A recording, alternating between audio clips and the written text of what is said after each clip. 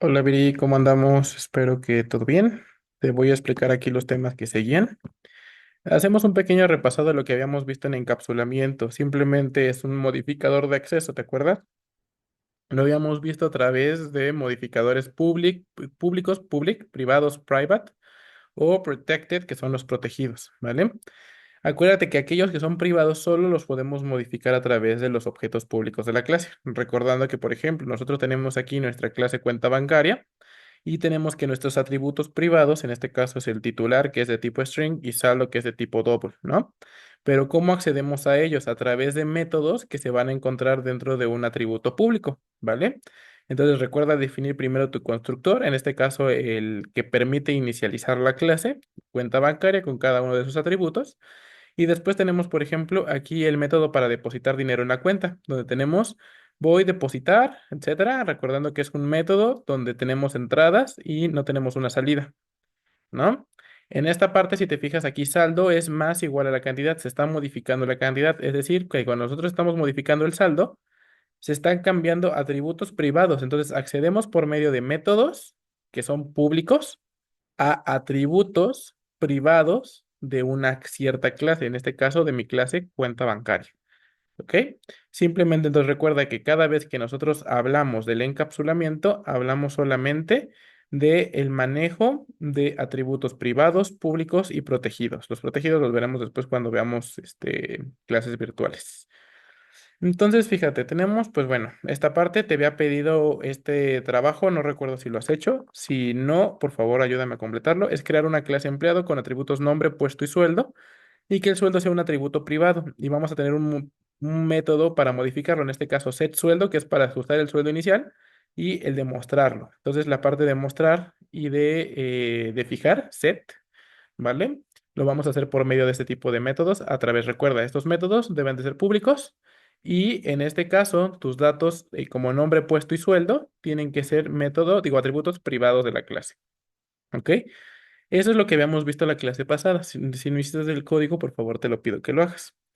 Ahora fíjate, tenemos la parte de polimorfismo, ¿vale?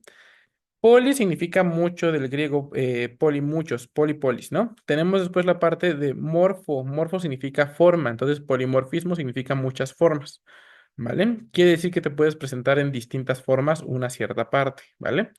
Aquí que tenemos pues prácticamente la definición del polimorfismo en C++, se permite lograr esta parte de esta característica de la programación orientada a objetos por medio de una sobrecarga de funciones y un uso de clases derivadas o derivativas, también se les dice. Ahora, ¿a qué se refiere con esta cuestión de sobrecarga de funciones o uso de clases derivadas? Lo vamos a ver, por ejemplo, primero con la parte de la sobrecarga de métodos. Acá te puse, por ejemplo, un ejercicio muy chiquito.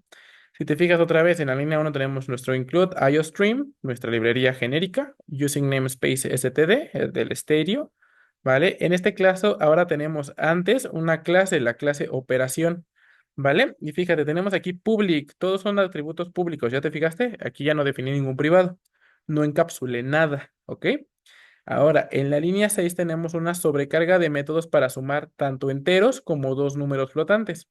Fíjate, tenemos un método que se llama sumar, ¿vale? Método sumar, que va a recibir dos variables de tipo ¿qué? Entera, entero A y otro entero ¿qué? B. Si te fijas, estos son las entradas, dos enteros, dos variables tipo enteras, A y B, y vamos a tener una salida, que es un entero también, ¿vale? Entonces, ¿aquí qué va a regresar? A más B. En este caso, este método de aquí se va a encargar de sumar dos números, ¿qué? Enteros. A partir de la línea 11 a la línea 13 tenemos un double sumar, double A, double B. Si te fijas ahora, el método, perdón, de mi clase se llama ¿qué? Sumar, igual que el de arriba, pero ahora es diferente. Fíjate, ahora recibe dos tipos de ¿qué? De datos ¿qué? De datos tipo dobles y aparte te va a regresar un doble. Y cuando retorna el valor, lo va a retornar a más b. Ahora fíjate que quiero que veas, a esto se le refiere una sobrecarga. Una sobrecarga de métodos se refiere a lo siguiente, mi método se llama sumar. En ambos casos, si te fijas, esto ya nos habría dado error, por ejemplo, en C, ¿no? Si dos funciones se llaman igual. ¿no? En este caso, en programación orientada a objetos, podemos tener métodos que se llamen igual, pero que devuelvan completamente cosas distintas. Mientras en uno te está regresando un entero, el otro te está regresando, ¿qué? Un doble, es decir, un número con punto decimal. Entonces, el método se encarga de poder sumar cualquiera de los dos datos, ¿no? Entonces tenemos aquí, por ejemplo, int main, aquí yo tengo creo un objeto OP de tipo clase operación y simplemente digo suma de enteros y le digo op.sumar. Acuérdate que siempre que declaramos el objeto con su método es objeto.método, ¿no? Objeto, en este caso es op. Punto, ¿qué método? Pues es el método sumar y le voy a mandar los dos valores que nos está pidiendo que le estemos mandando los métodos, ¿no? En este caso le estoy mandando el 3 y el 5. En este caso estoy sumando ¿quiénes? Enteros. Pero fíjate, a pesar de que yo estaba haciendo lo mismo, también puedo utilizar una cuestión que me permita hacer un método de sumar, pero para los números decimales. Entonces, si te fijas, a esto se refiere el polimorfismo. Se puede llevar en muchas formas. Polimorfismo, mucha forma. Y si te fijas, mi método suma está funcionando para dos formas distintas. La forma de la suma de enteros y del otro lado la suma de los números con punto decimal. ¿Ok? Aquí te dejo un pequeño ejercicio. Dice, crear una clase figura que tenga un método área en que esté sobrecargado para calcular el área de un círculo, radio como parámetro, y el área de un rectángulo, base y altura como parámetros. Es prácticamente lo mismo.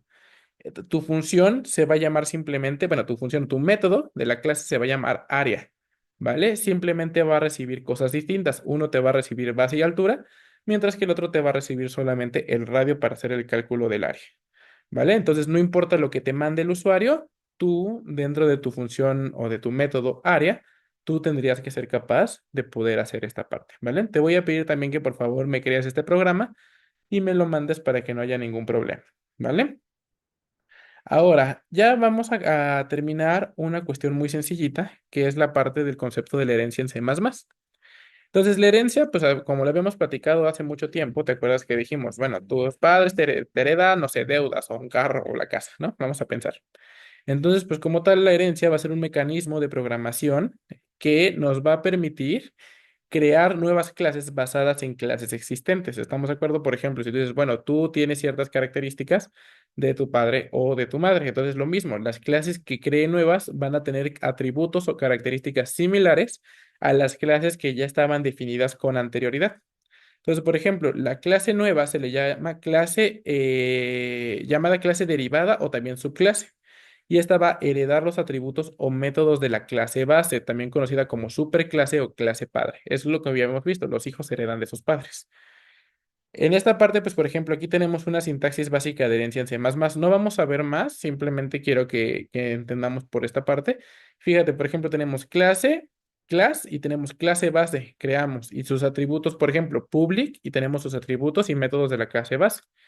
Ahora fíjate, cuando tenemos una clase derivada, se define class, clase derivada, dos puntos, y después public, clase base. Si te fijas, aquí te dice, voy a crear una nueva clase que va a tener por nombre clase derivada y que va a heredar los atributos públicos de la clase base. Esto es prácticamente lo que te indica. Si te fijas, entonces hereda del padre. Este sería el hijo y este sería el padre. ¿Ok? En este paso te pido aquí, por ejemplo, una cuestión de el modificador public indica que todos los miembros públicos de la clase base seguirán siendo públicos en la clase derivada. Es decir, que cuando yo le digo public clase base, es decir, todos los atributos que yo tenía públicos en esta parte van a seguir siendo públicos en esta clase derivada. Si yo le hubiera puesto private, entonces tendría que haber definido aquí métodos públicos para poder acceder a los atributos públicos de mi clase, clase derivada, ¿vale? Entonces es importante tener todos estos conceptos. Todo esto que te estoy diciendo lo vas a poder repetir una y otra vez para que puedas entender un poquito esta parte y me llegues a preguntar dudas la siguiente clase. Y normalmente tenemos aquí, por ejemplo, protected o private según el acceso que se desea permitir a la clase derivada. Es decir, por ejemplo, vamos a ver. Aquí, por ejemplo, public, private o protected. Por ejemplo, imagínate que aquí está tu mamá y tu mamá tiene un carro y tú quieres heredar de tu mamá, pero te dice sí, pero no vas a poder heredar el carro. ¿Por qué? Porque no manejas bien o por alguna situación. ¿Estamos de acuerdo? Entonces, ese atributo pues va a estar protegido porque no vas a poder acceder a los datos que la clase padre no quiera, ¿vale? Eso lo tenemos ahí. Ahora, los tipos de herencia que normalmente vamos a encontrar son herencias simples, normalmente cuando una clase derivada hereda de una sola clase base. Es decir, por ejemplo, decir, pues un hijo tiene solamente un papá. La herencia múltiple es una clase derivada que hereda de más de una clase base. Por ejemplo, vamos a pensar, aquí está heredando tanto de la mamá como del papá, ¿vale? Y la herencia multinivel es una clase derivada que se convierte en una clase de base de otra clase derivada. ¿A qué se refiere esto? Es, por ejemplo, si tú digamos, tus abuelos heredaron algo a tus padres y tus padres te heredaron algo a ti. Entonces, lo que tú estás heredando es estás heredando características que heredó tu padre de tu abuelo, por ejemplo. A eso se referiría la herencia multinivel. Ahorita no nos vamos a meter más en estas cosas, simplemente quiero que entiendas los conceptos sencillos de que pueden haber herencias simples, múltiples y multinivel. Posteriormente, pues ya pasaremos en el siguiente tema 1.2, que es las propiedades básicas del paradigma orientado a objetos. Eso lo vamos a estar viendo despuesito, porque pues ya se van a empezar a poner un poquito más feas las cuestiones. ¿Te acuerdas que habíamos visto abstracción? Vamos a trabajar con ella y vamos a ver un ejercicio en la siguiente clase. Entonces, yo sé que te lo dije esta parte un poquito rápido, es la cuestión de que vayas pudiendo repetir y entender los conceptos, al menos hasta aquí, hasta este punto antes del 1.2, es decir, la página 6 de este PDF. Vamos a tener un pequeño examen oral la siguiente clase para que puedas poner puedas poder estudiar y pues preguntarme dudas en caso de. Y también esto que me mandes, por favor, todo lo necesario de lo que quieras de química, para que lo de química, perdón, de las bobinas para checar tus ejercicios. ¿Vale? Perfecto. Entonces, cualquier cosa me mandas ahí lo que ocupes.